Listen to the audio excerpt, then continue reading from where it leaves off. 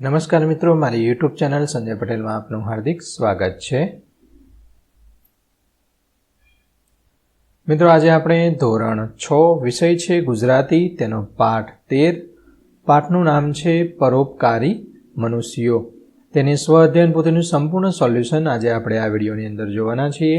પરંતુ તે પહેલાં જે મિત્રો અમારી ચેનલમાં નવા છે, જેમણે હજુ સુધી અમારી ચેનલને સબસ્ક્રાઈબ નથી કરી, તે અમારી ચેનલને જરૂર સબસ્ક્રાઈબ કરે, વિડીયો લાઇક કરે, શેર કરે અને બેલ નોટિફિકેશન આઇકોન ઓન કરે, જેથી અમારા દરેક નવા વિડીયોની નોટિફિકેશન તમારા મોબાઈલની સ્ક્રીન પર મળી શકે। મિત્રો, આ દરેક વિડીયોનું PDF સ્વરૂપે સોલ્યુશન મેળવવા માટે તમારા મોબાઈલના પ્લે સ્ટોરમાં વિશ્વગુરુ સ્ટાન્ડર્ડ 1 થી 12 ગુજરાતી સર્ચ કરી એપ્લિકેશન ઇન્સ્ટોલ કરી શકશો। તદ્દન ફ્રી એપ્લિકેશન છે, કોઈપણ પ્રકારનો ચાર્જ તમારી પાસેથી લેવામાં આવતો નથી। જે મિત્રો જૂનું વર્ઝન વાપરે છે તે એપ્લિકેશનનું વર્ઝન અપડેટ કરી દેવા વિનંતી છે। ઘણા બધા નવા ફીચર્સ તમને ત્યાંથી મળી રહેશે। શરૂઆતની સ્ક્રીન આવી જોવા મળશે, તેમાં સ્વ અધ્યયન પોથી પર ક્લિક કરી ધોરણ પસંદ કરી ગુજરાતી પર ક્લિક કરતા વિડીયોના ઓપ્શન પરથી તમે વિડીયો જોઈ શકશો અને PDFના ઓપ્શન પરથી તમે PDF સ્વરૂપે સોલ્યુશન મેળવી શકશો। ખૂબ જ સારી એપ છે, એકવાર જરૂર ડાઉનલોડ કરીને જોજો। ચાલો સોલ્યુશન શરૂ કરીએ છીએ। પ્રશ્ન પહેલો, આપેલ વસ્તુઓનો ઉપયોગ જણાવો। તો સિંદૂર, તો દેવી દેવતાઓની પૂજા અર્ચનામાં તિલક કરીને તેનો ઉપયોગ થાય છે। લવિંગ, તો દાંતના દુખાવા માટે લવિંગ લાભદાયક છે। ઇલચી પાચનને સુધારે છે। કેસર, મીઠાઈ, દૂધ, શીરો, પુલાવ વગેરેમાં રંગ અને સુવાસ માટે વપરાય છે। અને સૂંઠ શરદી ઉધરસમાં ઉપયોગી છે, પાચન શક્તિ વધારે છે। તો મિત્રો, આ એક અમારી વ્યક્તિગત ચેનલ છે અને તમે આ વ્યક્તિગત ચેનલ ઉપર જે વિડીયો જોવો છે તે અમારા વ્યક્તિગત વિચારોને આધીન તેનો જવાબ સોલ્યુશન સ્વરૂપે આપવામાં આવેલો છે। સ્વઅધ્યયન પોથી તમારે જાતે લખવાનો પ્રયત્ન કરવાનો છે, ના સમજાય તો જ અમારા વિડીયોનો સહારો લેવાનો છે। સાચો વિકલ્પ પસંદ કરો। પહેલું, લેખકે આંજણીનો ઇલાજ કર્યો નહીં। તો પહેલું એ ઉપચાર। લેખકના મિત્ર ક્રોધે ભરાઈ ગયા। ઓપ્શન બી ગુસ્સે। મારા ઘરડા માસી પૂજાનું ચંદન ઘસતા હતા। ઓપ્શન એ વૃદ્ધ। ચોથું, લેખક પર દુઃખ ભંજન મનુષ્યોની સલાહો જોતા હતા, તો બીજાના દુઃખોનો નાશ કરનાર। Option A. લેખકે ભલું ઈચ્છનારું આભાર માન્યો, હિતેચ્છુ। Option B. ઉદાહરણ પ્રમાણે વાક્યો બનાવીને લખવાના છે। અહીંયા પગ દોડીને, તો મારા પગ દોડી દોડીને થાંભલા જેવા થઈ ગયા।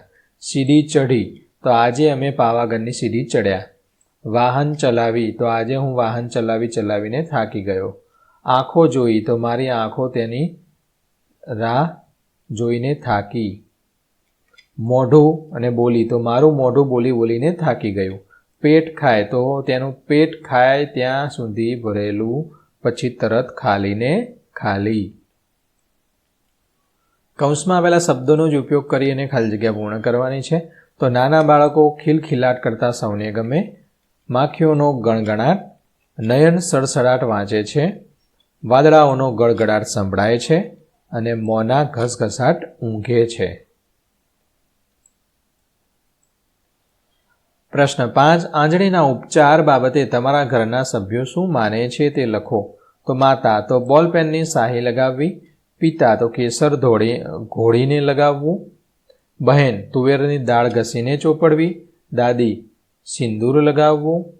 દાદા, લવિંગ ઘસવું। અને ભાઈ, ડૉક્ટર પાસે જઈને દવા લેવી। તો આ પ્રમાણે તમે લખી શકશો।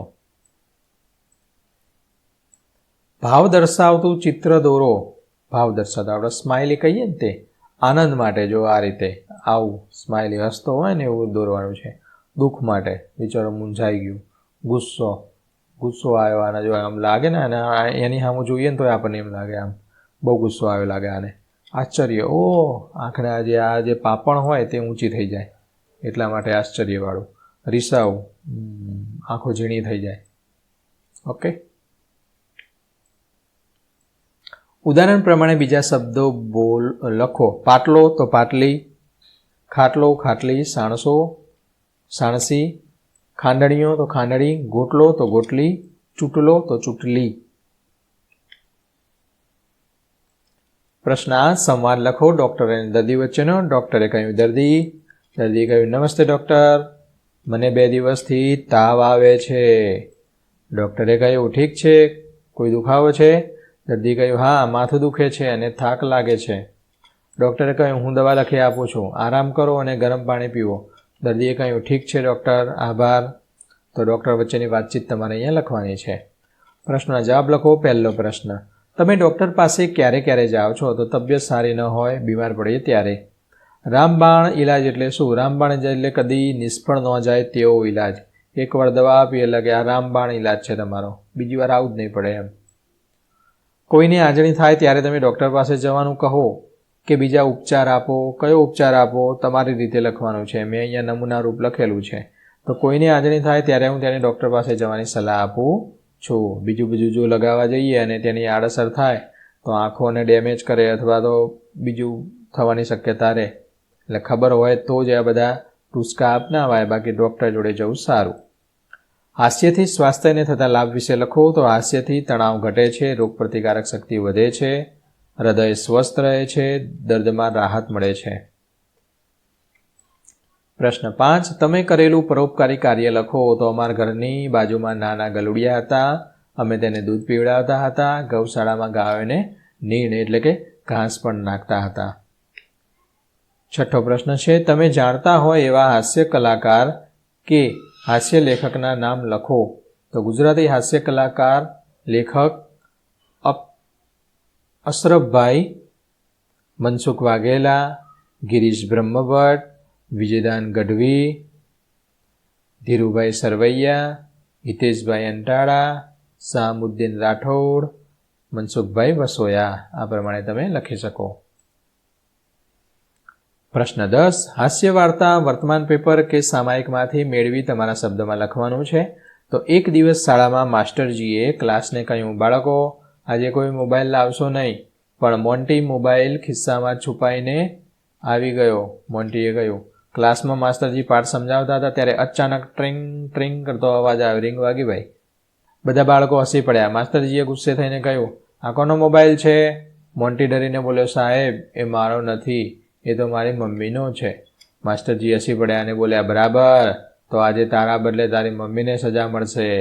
આ સાંભળીને આખો ક્લાસ જોરથી હસી પડ્યો અને મોન્ટીએ તરત જ મોબાઈલ બંધ કરી દીધો. નૈતિક, શાળામાં શિસ્ત જાળવવી જોઈએ, શિસ્ત રાખવી જોઈએ. સાહેબે કીધું એ કરવું. આપણે સ્કૂલમાં શું કરવું? મોબાઈલ. સ્કૂલમાં કોઈ જરૂર હોય નહીં. તો મિત્રો, આશા રાખું કે આ વિડીયો છે તેનું સોલ્યુશન તમને સારી રીતે સમજાઈ ગયું હશે. દરેક વિડીયોનું PDF સ્વરૂપે સોલ્યુશન મેળવવા વિશ્વગુરુ એપ ઇન્સ્ટોલ કરો. તદ્દન ફ્રી છે. કોઈપણ પ્રકારનો ચાર્જ તમારે એપ્લિકેશન વાપરવાનો આપવાનો નથી. ફરી મળીશું આગળના વિડીયોમાં. ત્યાં સુધી આવજો.